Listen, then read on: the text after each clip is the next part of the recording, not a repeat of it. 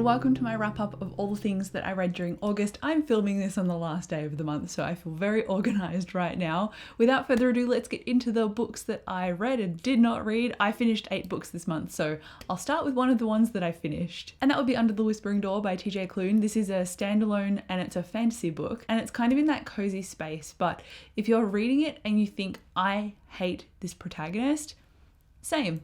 I started this book and I'm like, this guy is completely insufferable and unbearable. He's got no heart whatsoever. And at the beginning of the book, he dies, and that's the whole premise. And I didn't know that, but it happens in the first chapter, so it's not a spoiler. And he ends up going to kind of this in-between house where he's obviously a ghost, but he's also not crossed over yet. And so he meets everybody at this tea shop, and that's where the cozy element comes in. Our main character's name is Wallace, by the way, and he used to be a lawyer, and Hugo is the one who owns and runs the tea shop and sees all their spirits on their way through the door. Essentially, that's what Under the Whispering Door means. It's the door to the afterlife, and it's like, what is on the other side? This book really pushed the themes of making your own choices, the importance of support and connection, and also not doing things alone. And while I love those themes, I think the pace of the book kind of, well, not ruined it for me, but it made me pull back on my rating. Usually I'm a person who likes reading books with a main character who is immediately lovable and they've got like a heart of gold, almost like a thief with a heart of gold. So they're morally grey, but they do the good thing grudgingly because they know it's right. This main character wasn't like that. So I think because of my personal taste, combined with the pacing of this book making it feel a little bit slow, sometimes I would tune in and out. Like some parts of it I was emotionally invested, other parts I just didn't care at all. So I think because of that, I'm going to give it a 3 stars. Then I was like, I'm going to try a book by a New Zealand author that is about an apocalypse, I think, in a fantasy world where there is rebellion and war, which sounds way up my alley, and that is The Dawnhounds. And I tried this and I got into the audiobook and then I immediately put it down. I've said in my notes that it's got alchemy, ancient magic, a thief, and rebellion against the system, but it just wasn't amalgamating in a way that I was interested. I don't know what was going on. I think it was a dual perspective. The characters sounded very similar, and so it was a bit confusing. It just didn't stick the landing for me, and I got 25% into it and I thought, oh, I'll give it a few chapters and see if I settle, and it didn't happen. So I put it down. But then I picked up a physical book, and this is a like cozy fae Regency romance, which is called Half a Soul. And it's about Theodora Ettings, or Dora for short. She, at the beginning of the story, is cursed by a fairy because she just does something that a normal kid would do, and he gets offended by it and then takes half her soul. And now because half her soul is gone, she has different reactions in social situations than what everyone else would, and she just kind of does things and doesn't take things to heart as much. And because she's a little bit more aloof and not apathetic, but she's perceived that way, it's hard in this society to settle down with a husband, and that is ultimately what her aunt wants her to do. She's living with her cousin, and her cousin is going to London in order to find a husband, and so Dora goes with her, and she runs into this guy who is a magician. Great things ensue because he is a very grumpy person who is aloof from society, and she is somebody who doesn't care what society thinks of her. And with that combination was some fantastic dialogue. When I got to the end though, I don't know what it was. It just feels like the entire story was a really cool slow burn build up, and then the end of the story had this throwaway line, and I felt that it undermined a few things about the story. So I kind of got disappointed. Even though I liked my journey to get to the end, I didn't absolutely love the end. So I'd probably give this one a 3.5 stars. And I think it's the beginning to a series, but I've got no fire to continue it. I liked what I read and I'm happy to leave it here. And then I picked up a very hyped up author, and that is Emily Henry. I tried Beach Read because it randomly came available at my library like 6 weeks before I thought it would be available. So I panicked and then borrowed it, and then I had to listen to it within like less than 2 weeks, but I did it. And this one is about January, and she is overcoming this struggle because her father recently passed away. And so she's dealing with the grief of losing him, but also he wasn't a good person more towards the end of his life. And she's trying to reconcile that with the childhood spent with him and how she saw him in such a good light. So she's dealing with that kind of inter-family almost trauma. And she's moved to this place where her father used to own, and he's left it to her. And so she's got to go there and kind of clean it out. But at the same time, that's where he lived with his mistress. Next door to that house is where her college crush is now living, and his name is Gus. And Gus is dealing with a whole bunch of stuff as well, but we get this kind of interplay between these two characters as they are starting to trawl through their own baggage, but they're also kind of starting up this tentative romance, and they're forcing each other to keep it as friends because they're worried about taking that extra next step in their commitment. So I really like how it discussed that intrinsic trauma and that identity development and grief. I think it worked really, really well. I can't remember now why I didn't give it a 5 stars, but I feel like it just didn't quite reach that point. I gave it a 4. I really liked all of the steamy scenes in here. They were delivered very well, but it was also built on such a great foundation of character too. So I really liked this book. I didn't think that I would like it to the standard of 4 stars, but here we are. Then I finally arrived at a 5-star book, and that is Raven Song by TJ Klune. Another TJ Klune book in this wrap up, and I gave the first one 3 stars and this one 5. I think the Green Creek series is just where my heart lies with TJ Klune, and I think I'm gonna hesitate to pick up a whole bunch of his other work, but if it's Wolf Song and Raven Song and Green Creek related, I'm there, I'm sold. Anyhow, it followed Gordo, and he is the mechanic in the town of Green Creek. What I can say is that Gordo's feelings, because he's got such a traumatic past, all of his feelings, no matter what they are, tend to manifest as anger. And so you see him cutting himself off from people because he's struggling to trust. And you also see him verbally lashing out too when he's supposed to be caring. And in some dialogue that can be frustrating because you're like, I can see your pattern. Can you just break it? But it's not that easy for him to do. So his character growth was just really special to me. And you just get to see him become vulnerable, and the friendships in here are so good. You see these characters, even though he pushes back against them and fights against them,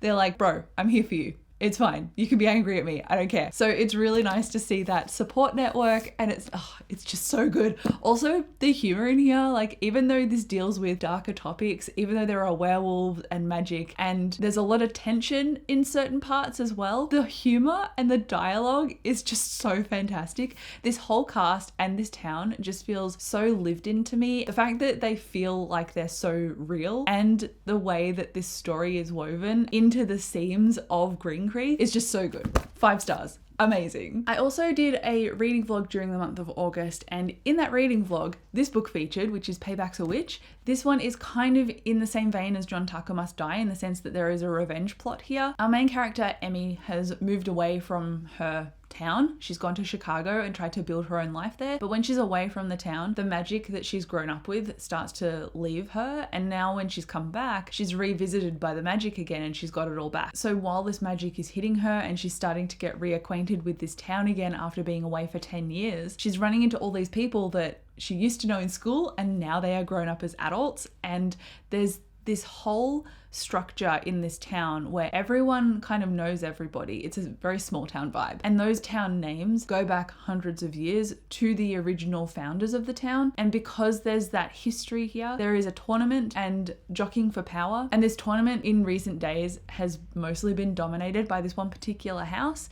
And this house that dominates has a chosen son named Garrett. And Garrett is the one that has been with a bunch of different characters and done them dirty and cheated on them, or not been straight up with them, or led them along and broken their hearts. All these girls at the beginning of the story, so you've got Emmy, you've got Talia, and you've got Lynn, one of their friends. All of them have been led along by Garrett and then crushed by him as well. And so they're like, let's make him look like an idiot in this upcoming tournament, and then not only will he look stupid, we will also gain credit for our family because we're competing and going as hard as we can, and working together isn't really a thing that's happened before. So they're keen to make him look bad. And this is also a sapphic romance between Emmy and Talia is one of the major powerful witches as well. She's a necromancer, which is really cool. I ended up giving this one a 4 stars, and I thought it was really enjoyable. Even when, that third act breaking point, I think it was handled really well, and these characters actually addressed things in their lives. They talked to each other, they grew from certain interactions. So it had great character development. I again really like the world building and the magic system and the family lines in the town. I think all of it was woven together really well. Although this wrapped up in one book, I feel no need to necessarily continue. I obviously enjoyed it enough to give it a 4 stars, but when it comes to romance books that are kind of companions, I don't feel the drive to continue them as much as I would feel the drive to continue the second book in a fantasy series, for example. I'm also very proud of myself this month because I finished a book that has been on my to be read cart for a very long time now, and I've started and stopped it a few times, and that is A Man Called Uva. And this one is more of like a literary fiction, maybe a literary fiction, more of a fiction though. And it follows Uva, who is turned 60. His wife is no longer with him and he's struggling with his own grief, but he also, again, kind of like Gordo in Ravensong, he doesn't process his emotions and they all manifest as anger, and he pushes everybody away. He's very used to just getting up and doing things himself. And so because he's like that, all of the neighbors in his community, they call on him for different fix-it jobs and everything. And so they kind of keep him going. Although this is definite huge trigger warnings for Alzheimer's, illness, losing a child, attempt on your own life. This is a dark book. But I think Uva's humor and the characters that he interacts with and helps, he just does things because it's the right thing to do, even though he's so grumpy about it. So there is an element of likability about him. Basically, it's just him helping this family across the street from him move in, and then they kind of latch onto him, and it becomes almost a found family aspect, which is really nice and lovely. But in this book, again, I don't know why. I don't think it's my genre or my kind of subject matter. I think I said in my reading vlog, actually, like, I need magic or fantasy or something about the book to further hook me, because this was great, but it wasn't amazing to me. And I think others have said that this is incredible, and it's got a movie, so surely it's got accolades that are just not landing on me, to be honest. I gave it a 3 stars, and I'm probably going to let this book go after I end up filming this wrap up, but I'm glad that I finished it finally, because it's been basically looming over my head for a while, so I can finally say that I've done it. Then I reread an old favourite, and that is Legends and Lattes. This is about Viv. She's an orc. She takes all the bounties that she's saved up over the years, and she goes to this city and starts a coffee shop, but nobody knows what coffee is. It's kind of this rare gnomish delicacy, and so she's bringing it to this major city in order to pursue her passion and live a quieter life. And in trying to find all of the suppliers for her store, there's like a low-key sapphic romance in here. There are just characters coming together and forming this beautiful found family. And there's also the most delicious sounding cinnamon scrolls that I wish I could dive into this book and eat. However, I can't. So I've been craving cinnamon scrolls since I finished reading this book. I gave it 5 stars if that wasn't obvious. I really enjoy this kind of tone, and it was just a really nice pick-me-up, especially after reading more of the darker themes in Uva. I was like, I need this to kind of cleanse my palette a little bit. There's a character in here named Thimble, and I would die for Thimble. I love Thimble so much. But anyway, it's adorable. It's the best. Then it's like I got on the autumn train early. Well, it was like winter for me, and everything was gloomy. So it made me think of obviously like cozy settings, cafes, coffee, cinnamon scrolls, and witches, because I started A Witch's Guide to Fake Dating a Demon. And this one follows Mariel. She's apparently prophesized to be the most powerful witch in centuries, but she's like, I can't do spells that are reliable. And sure enough, at the beginning of the book, one of her spells goes wrong. She tries to summon Flower and she accidentally summons a demon. And this demon is called Ozroth the Ruthless, and he's got this massive reputation. Although recently he did a deal that didn't go as planned, and he ended up having a human soul. You see him start to change because that soul is starting to influence him. And so seeing his changing and shifting emotions in response to Mariel is really adorable. One of the archetypes in here was our main character having to kind of find herself because she's got a really controlling mother. The dialogue is honestly just a bit much for me. At one point at the start of the book, the mother is trying to like hassle the daughter on the phone, and she's like, you'll get one this year, I'm sure of it, in terms of her getting her abilities. You're just a late bloomer. Your father says that sometimes genius works like that. A witch seems like a useless idiot for years and then something clicks. Have you tried Ritalin? It does wonders for improving focus. I don't have ADHD, mum. She's just a lot, and it seems like this stereotype was dialed way up to 100 unnecessarily. So a lot of the dialogue throughout the story, it hits this same note, and so it was a bit too much for me. I need a story to feel more grounded than that and less extra stylized. So it was very dramatic and very silly, and I get that some people like that, but I need a little bit more foundation to my story. So ultimately that's why I gave it 3 stars, just because of the dialogue, and it seemed utterly ridiculous at times. I just prefer romance to have a bit more grounding. And I also at some point I just burst out laughing because at one point the demon's accent is described as vaguely Australian, and I'm like, as somebody with an Australian accent, the fact that it is revered to be this like cool romantic thing when I know how we sound. Not really believing that one, but okay. Anyway, it was hilarious, it was silly, it was just a fun time.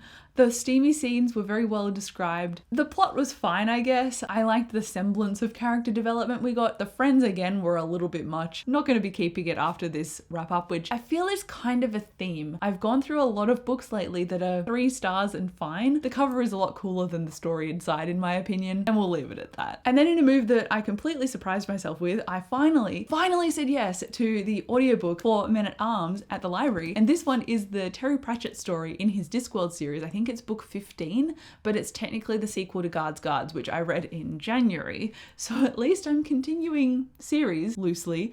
This one follows, again, Carrot and the Night's Watch in the city of Ankh-Morpork. And these guys have no idea what they're doing. And it's kind of hilarious when they have to kind of solve this murder, and somehow the Clown Guild and the Assassin Guild are both involved. Everything is done to like a procedure and it's very blasé. So the writing is very subtle, but when I was listening to it, I would just kind of chuckle on the train. So I probably looked like a crazy person just sitting there laughing to myself, but it was engaging and I like some of the characters in here. I wasn't super emotionally invested, which keeps happening with Terry Pratchett, but I don't have the nostalgia attached to him, so I feel like I'm going to give most of his stories 3.5 stars. I think I gave Guards a 4, but in retrospect it should probably sit at about a 3.5. I think the plot in that one was stronger than the plot in this one.